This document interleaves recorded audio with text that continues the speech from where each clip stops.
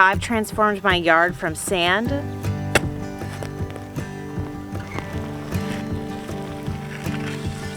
to rich, healthy soil, all for free. I assumed the only way to maintain a garden at this size was to till it. Then I continued to see different verbiage on YouTube and thumbnails and people stating there was a garden practice referred to as no dig, no till. While this constantly piqued my interest, I honestly disregarded it as a kooky, extreme garden method that wasn't practical, especially for the volatile environment that I live in, which is Florida. The no dig, no till garden happened by complete accident, and it's the best accident that's ever happened to my garden. Little did I know, this is honestly one of the best practices for gardening directly into the ground in an environment that is just full of sand. We don't have any topsoil, there's nothing like that.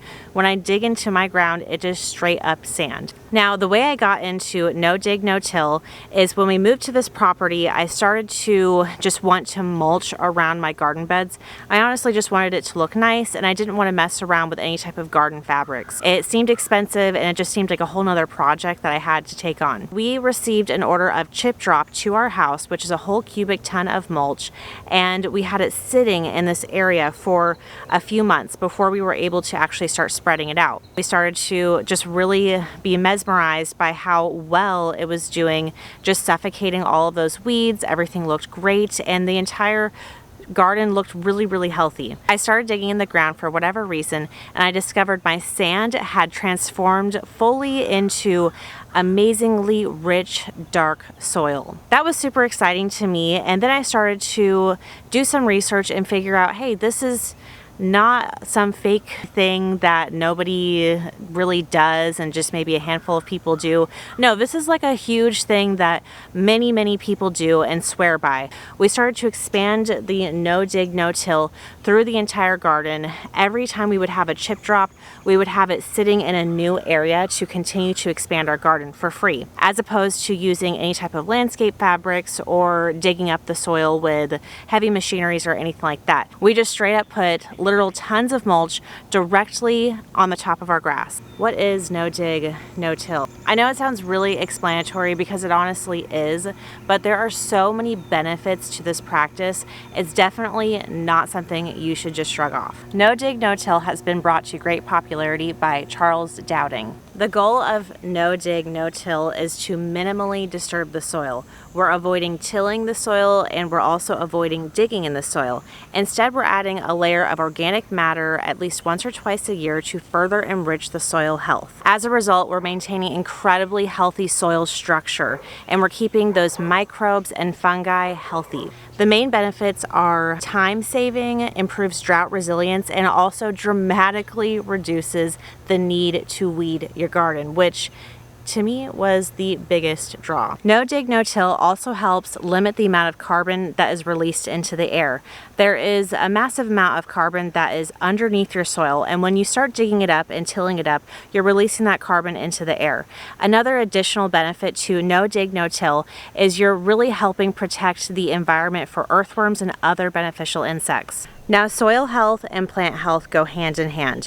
When you start damaging the structure of the soil year after year and season after season, it makes it so those plants rely more heavily on synthetic fertilizers. I don't use any type of synthetic fertilizers in my garden, and I contribute the lack of need for that product to no dig, no till. My garden is healthy and thriving with or without additional garden intervention from me. Deep mulching has changed the game for me with gardening, especially in a climate where we can experience weeks with no rain and extremely high temperatures. How do we get started with our no dig, no till garden? Now, the key to no dig, no till is to have some sort of mulch picked out for your garden. The reason why I use tree mulch is just because it's the easiest free option available to me. So I'd suggest you just use what is easiest for you to come by in a large abundance.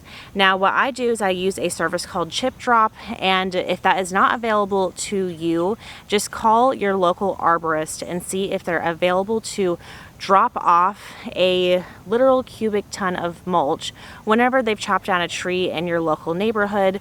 Typically, they're more than happy to do this because it saves them time from having to drive all the way out to the dump and drop off their mulch there.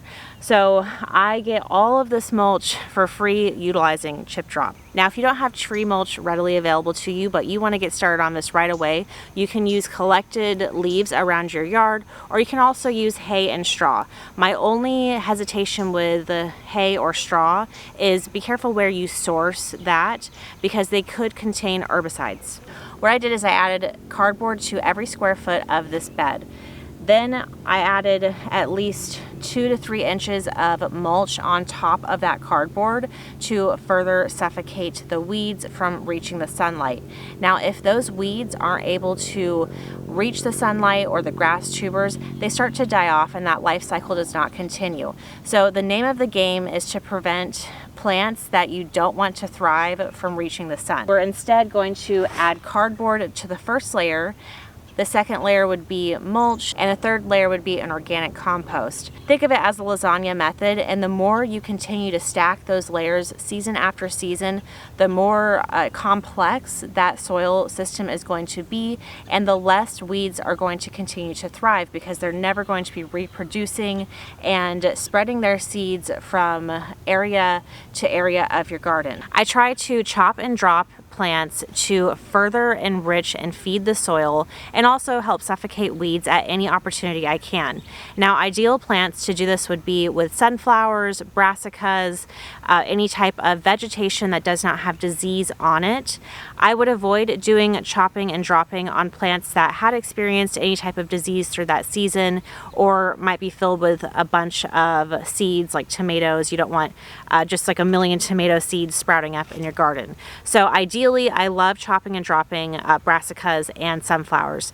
They provide really heavy mulch that weighs down those grass tubers, and it also breaks down rather quickly and it enriches the soil. Maintaining your no-dig, no-till garden is as simple as adding a layer of mulch followed by at least 2 inches of compost to your garden every year. Think about cardboard as your organic and biodegradable form of landscape fabric. The cardboard paired with the mulch every single year breaks down really quickly, and it also forms new soil. So what I do is I just put cardboard at any problem areas as opposed to getting on my hands and knees and pulling out each weed one by one, and then I just cover with a very small layer of mulch just to maintain those problem areas in the garden. As far as the top layer goes, you'll want to try to mulch around all of your mature plants. This will help keep that soil protected from any weed seeds that might blow into your garden, and it will also retain a tremendous amount of moisture. Now, the reason I continue to do no dig, no till is it just honestly makes the most logical sense to me. Think about how Mother Nature and our environment would naturally work, especially with no human intervention. All the way from a huge oak tree to a pumpkin plant or a tomato plant, a sunflower. How would those plants naturally behave season after season? The oak tree would shed its leaves, those leaves would sit on the ground, they would decompose, and it would start to create a very heavily mulched environment. A pumpkin plant with no human intervention would die off, those leaves would cover the ground, and it would also start to provide organic matter for the next year. There's beneficial insects in a complete ecosystem existing underneath that soil. Now that's what we're trying to mimic within our own garden soil, is constantly add layers and layers of organic matter so that the soil underneath is so rich and robust. Our plants are no longer relying on outside sources. Your plants are all starting to work together in a permaculture sense. Now, permaculture is definitely something I also stumbled upon after I had started to expand and create this massive garden, being really interested in how all of these living things start to coexist together and how we can create more of a diverse environment as opposed to just growing vegetables, basically, which is totally okay. I mean, garden however you want to garden, but it's definitely something that has piqued my interest. Now, permaculture is the study of the relationship between all things. So you can refer to permaculture really in more than just the garden sense. The relationship between the soil health and the plant health is absolutely essential, making it so we can really thrive in a regenerative way in our own backyards. The main takeaways and benefits to no dig, no till is you have to maintain your garden less overall.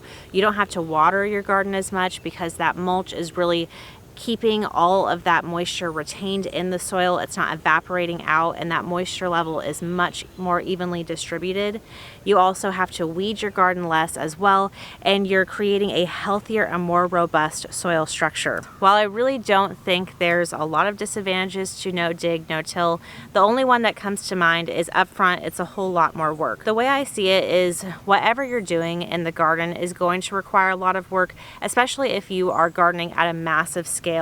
So it's worth it at the front end to put in a little bit more work for actually much less work on the back end. You're going to have to source a lot of cardboard, which I would recommend searching Facebook Marketplace. There's people who give away cardboard in bulk, or just honestly keeping every single individual box that comes to your house, which is what I do. You're also going to have to source mulch at a large scale, which, as I've said before, is really easy to do for free. And those are pretty much the only big disadvantages, is the amount of work that it takes on the front end. This entire area you see behind me is our no dig, no till part of the garden. This was only weeded one time this entire spring season, and I've collectively only weeded it twice since starting the no dig, no till expansion to this garden. Behind me, I only weeded that area, our tomato patch, just once this entire season, and really honestly that took like not even 20 minutes. There was hardly any weeds in there to pull out, but overall it's very low maintenance.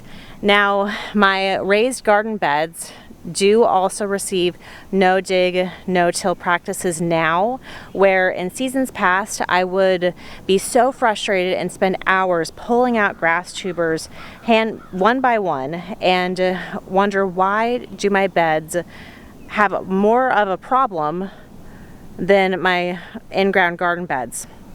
So instead now I actually add really heavy layers of mulch to the top of each of my garden beds whenever there's a problem, and cardboard to suffocate weeds. By adding organic matter such as mulch or leaves or hay to the top of your soil, you're actually suffocating the weeds from the light. So if you make it so those weeds can't reach the sunlight, they start to die off. And as an added benefit, you are suffocating any type of seeds that you do not want in your garden bed, any type of weed seeds, and you're making it so they cannot germinate, and they also cannot come up to the light either. In turn, you are creating a very healthy and rich soil, which is full of water and moisture retention, and you're making it so your beneficial plants that you want there thrive, and they don't have any competition from the weeds. Definitely be sure to drop a comment and let me know if you're considering using this method. If you have any questions, or if you already do use this method, let me know how it has changed your garden game. Thank you guys so much for watching, and until next time, bye.